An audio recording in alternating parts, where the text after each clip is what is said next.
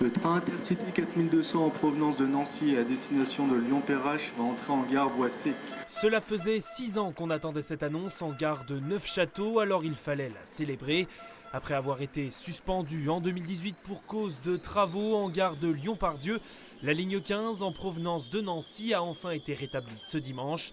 Certains ont pu l'inaugurer, surpris parfois par l'existence de cette liaison, tant les habitudes avaient changé.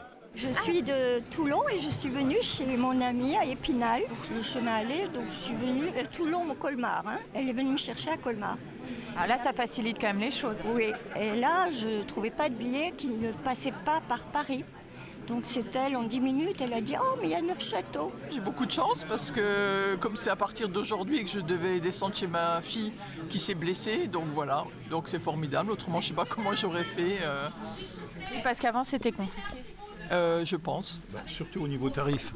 Oui. Ah bah oui, vous qui êtes oui. néo-castrien. 150 €, là, combien 28 €. 28 €, donc il n'y a pas photo. Vous allez sur Lyon. Je vais sur Dijon pour ensuite aller sur Avignon pour aller sur Grasse.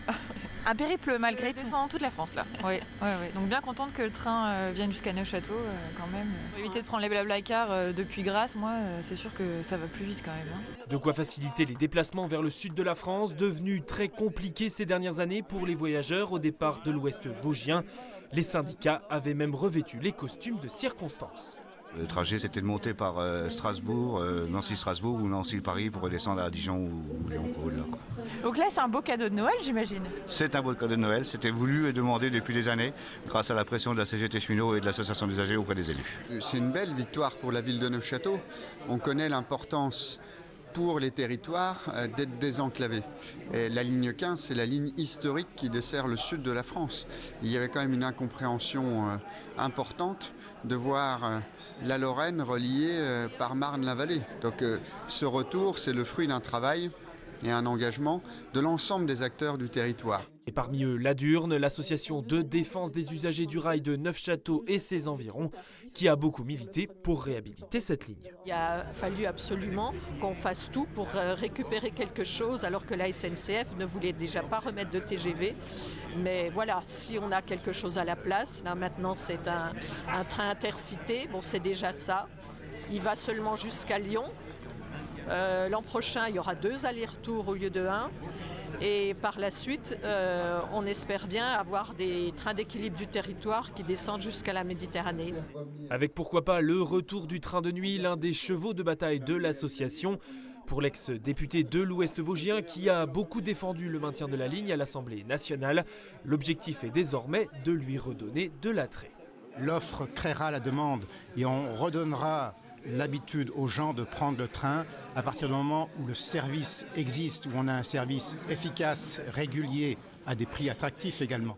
Message visiblement entendu avec déjà plus de 9000 réservations sur ce train d'équilibre du territoire.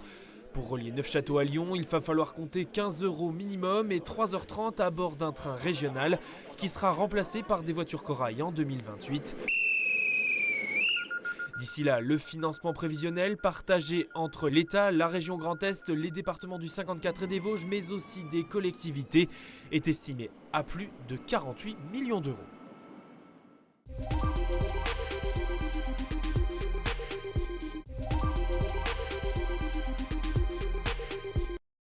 Il ne dira pas qui l'a contacté, mais il est confiant. Quelques semaines après l'annonce du placement au redressement judiciaire du coq sportif, le maire de Romilly-sur-Seine, Éric Vuillemin, affirme connaître des pistes sérieuses concernant de potentiels repreneurs. J'ai eu 17 approches, vous l'avez compris, en quelques jours. Aujourd'hui, pour moi, il y a potentiellement 3 candidats sérieux et j'en ai même un 4e, potentiellement une association d'entrepreneurs locaux qui pourrait faire ce qu'il y a lieu. C'est celui qui sera le mieux disant, industriellement parlant, qui aura toutes mes faveurs. Pour l'élu local, hors de question de laisser un investisseur reprendre la marque sans sécuriser les emplois et le savoir-faire. Je mets simplement, sympathiquement, mais une pression utile et nécessaire pour que ce soit l'option industrielle qui soit retenue. C'est l'administrateur judiciaire qui décide, mais de toute façon, les calculs vont être de même. Vous comprenez bien qu'entre une solution purement financière, une solution exclusivement industrielle, on voit vers quoi tendre, puisque vous avez forcément des coûts après aussi de suppression de postes, ce qui n'est pas du tout envisageable dans le contexte actuel. Aujourd'hui, il y a des repreneurs qui sont prêts à avoir un projet industriel solide, c'est-à-dire conserver tout ce qu'il y a sur Romilly-sur-Seine, conserver le travail avec tous les fournisseurs Romillon, au bois. Soit près de 400 emplois et des marchés significatifs pour plusieurs sociétés auboises partenaires. Maintenir ce tissu industriel local, c'est ce qu'Éric Villemain a mis en exergue dans un courrier adressé il y a quelques jours au nouveau Premier ministre François Bayrou. Le Coq Sportif, certes, est une marque, est une entreprise qui appartient à ses actionnaires, mais c'est une entreprise du patrimoine français. Le Coq Sportif doit rester français et je ferai tout pour que ce soit en ce sens, avec un savoir-faire qui a été quand même beaucoup formé sur 15 ans à Romilly-sur-Seine à des nouvelles techniques liées au textile. Il y a trop d'emplois en jeu, il y a eu trop d'énergie de mise dans ce projet pour que nous abandonnions. La ville de Romilly-sur-Seine étant propriétaire d'une partie des locaux et la communauté de communes s'étant aussi investie à plusieurs titres aux côtés du Coq Sportif. Selon l'élu, ces collectivités peuvent envisager d'avoir voix au chapitre. Moi, j'ouvre une brèche. Si demain matin, la ville et la communauté de communes devaient être dans le tour de table et détenir 5% du capital de la nouvelle entité, j'y suis personnellement favorable. Ne soient pas les décisionnaires, mais en ayant 5%, vous avez un droit de regard et vous voyez ce qui se passe un peu à l'intérieur. Sans donner de date, Éric Villemain évoque des avancées sur ce dossier dans les prochaines semaines.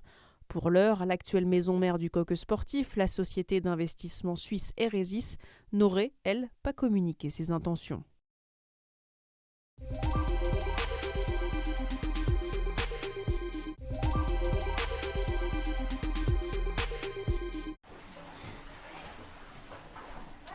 8 mètres de longueur, de largeur et l'ambition de démocratiser la pratique de la natation. Simple, mobile et pratique, le camion piscine a séduit le département de la Moselle. On se raccorde à l'électricité locale, on se raccorde électriquement également aux eaux usées de la collectivité, puis on met en service en 48 heures notre équipement, et après on accueille les enfants, pas que les enfants aussi, on accueille des bébés nageurs, des seniors. La profondeur varie de 5 cm à 1,35 m pour permettre à tous de se familiariser avec le milieu aquatique. Le premier objectif, c'est de permettre à nos écoliers, notamment ceux situés dans la ruralité, bien, de pouvoir accéder au savoir nager. On le sait aujourd'hui, environ 40% des enfants qui arrivent en collège ne maîtrisent pas complètement la nage. Et puis le deuxième élément, c'est de toucher nos jeunes. Donc nous allons aussi aller dans au centre départemental de l'enfance ou dans nos MEX. Un investissement à hauteur de 775 000 €. Une fois la mission du centre aquatique achevée, l'eau est réemployée par la commune d'accueil, le bassin est alors vidé et le véhicule peut reprendre la route vers des territoires en déficit d'équipement aquatique, notamment dans le Saulnois. Apprendre à nager à des enfants, au départ c'était pour l'Afrique du Nord, puis finalement c'est la France qui a commencé.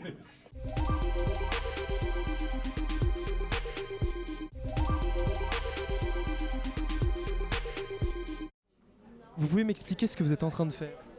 Là, on est en train de faire un maquillage jour. Donc, c'est un maquillage classique, quoi. Et je suis partie sur une teinte rose parce qu'elle a les yeux bleus. Et du coup, le rose et le bleu vont bien ensemble. C'est plus pratique aussi de travailler dans ce nouveau plateau? Ah oui, franchement. Puis même, il est magnifique, cet institut. Donc oui, franchement, oui. Ça nous permet de mieux travailler, d'être plus concentrés et de travailler dans un bon environnement, en fait. Par rapport à avant, ça fait quoi? Ça change complètement, c'est beaucoup plus beau, beaucoup plus harmonieux, ça donne des bonnes conditions de travail, on va dire. Il n'y en avait que pour lui. Après 3 mois et demi de travaux, le nouveau plateau technique de la section esthétique du lycée des métiers Pierre Mendès France de Contrexéville était inauguré il y a peu. Dans cet ancien logement de fonction inoccupé de 160 mètres carrés, il est désormais possible de mener à bien l'enseignement pratique des différentes disciplines de la filière Bac Pro esthétique. Soins du visage, épilation, soins du corps ou encore maquillage. D'abord pour offrir aux élèves des équipements les plus performants, les plus conformes à ce que les élèves peuvent retrouver au cours de leur PFMP, donc leur stage en milieu professionnel, ou alors quand ils accèdent au marché de l'emploi. Ne pas avoir de décalage entre les pratiques, l'amélioration des techniques et puis la réalité du marché du travail en fait. L'objectif en tout cas au départ était d'homogénéiser les plateaux. Nous avons un plateau technique coiffure qui est à l'étage inférieur. Et l'idée pour la filière esthétique, c'était effectivement d'amener tous les plateaux techniques, les équipements esthétiques sur le même niveau également. Un chantier à 48 000 € entièrement pris en charge par la région Grand Est, que ce soit pour son financement ou sa réalisation. Avec 3 candidats pour une place disponible dans ces filières esthétiques, l'établissement se devait de pousser les murs. Globalement, les formations offertes par le lycée Pierre Mendès France de Contrexéville rencontrent un succès parmi les jeunes. Nous n'avons pas de problème pour recruter en tout cas, d'autant plus qu'en lycée professionnel, nous ne fonctionnons pas sur une carte scolaire, mais nous recrutons de manière très large. Ça peut aller même jusqu'au département limitrophe que sont la Haute-Saône, la Haute-Marne par exemple. 2 étages plus bas, la transformation des mètres carrés libérés est déjà en cours. L'ancien plateau esthétique, trop étroit donc, va devenir un 2e salon de coiffure. Plutôt que d'avoir une classe qui est de 10, 12 dans un atelier, des fois d'en avoir que 5 en formation sur un atelier, c'est beaucoup plus pratique, beaucoup plus ludique et beaucoup plus fonctionnel. On accentue beaucoup plus la formation. Un chantier à 80 000 € uniquement dédié cette fois au seul matériel professionnel. Le lycée des métiers de Contrexéville forme ainsi un peu plus de 300 élèves chaque année dans les métiers du bien-être et de l'hôtellerie-restauration.